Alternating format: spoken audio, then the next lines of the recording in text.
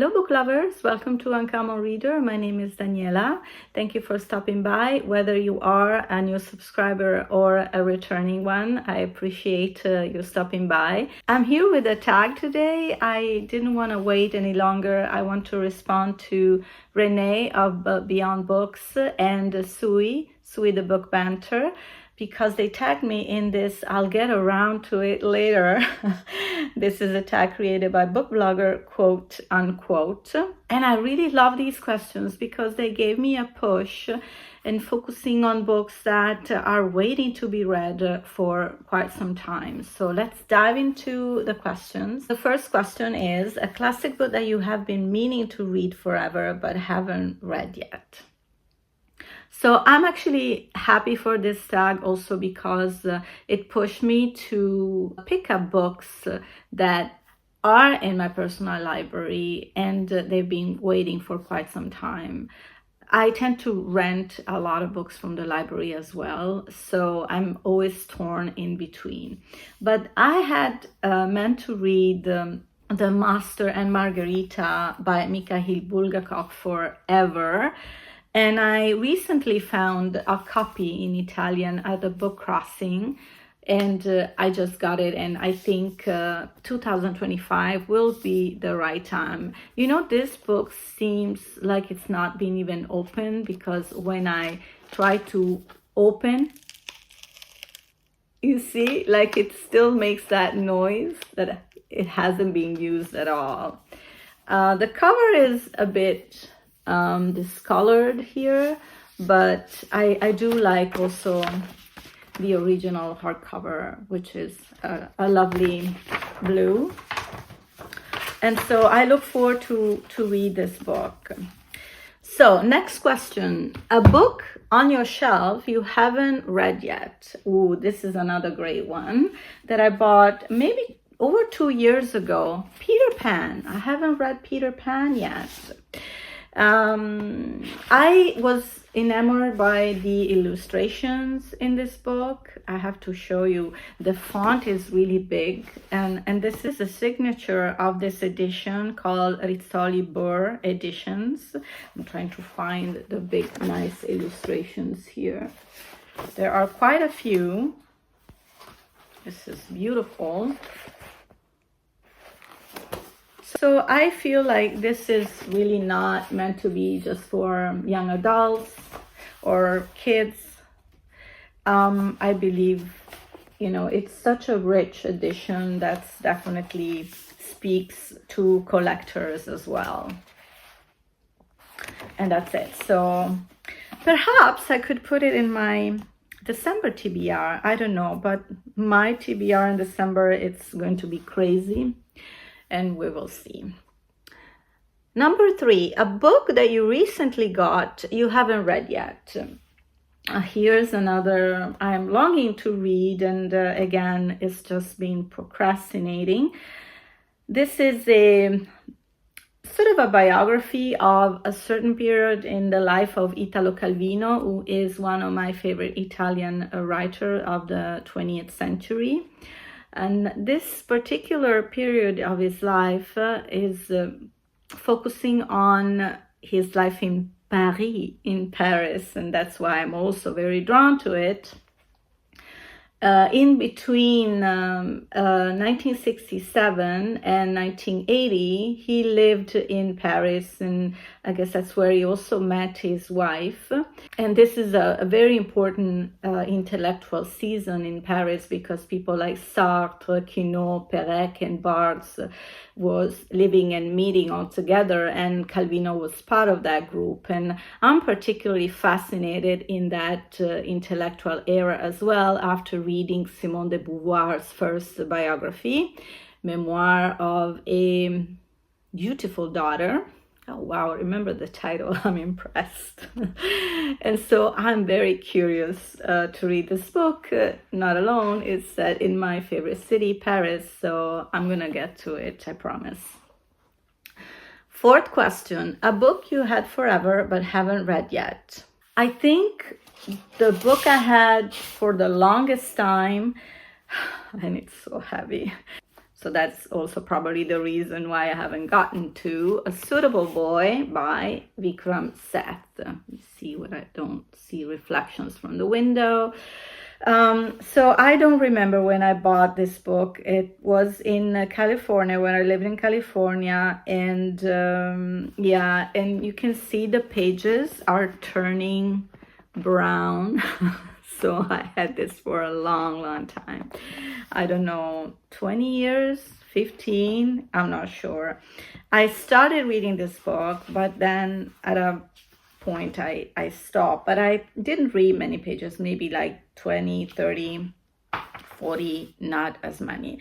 And it wasn't like it was a bad read and that's why I put it down. I just feel like I have a big issue with really long books. They intimidate me, although most of the times they are the best experience you can have as a reader, because I tend to feel an emotional attachment to certain characters, and I feel like when I read I don't want the book to end because I get so fond of the characters. But at the same time I'm really scared of such we call them bricks in Italy.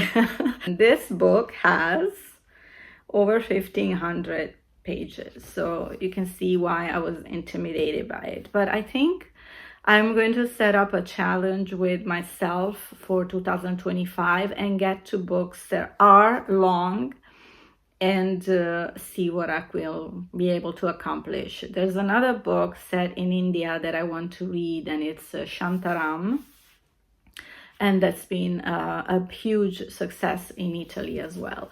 But let me tell you about The Suitable Boy. Vikram Seth's novel is at its core a love story. Lata and her mother, Mrs. Rupa Mehra, are both trying to find, through love and through exacting maternal appraisal, a suitable boy for Lata to marry. Set in the early 1950s, in an India newly independent and struggling through a time of crisis, A Suitable Boy takes us into the richly imagined world of 4 large extended families and spins a compulsively readable tale of their lives and loves, a sweeping panoramic portrait of a complex, multi-ethnic society in a flux. A Suitable Boy remains the story of ordinary people caught up in the web of love and ambition, humor and sadness, prejudice and reconciliation, the most delicate social etiquette, and the most appalling violence. Yeah, so let's get this book a chance, should we? Let's move on to the 5th question.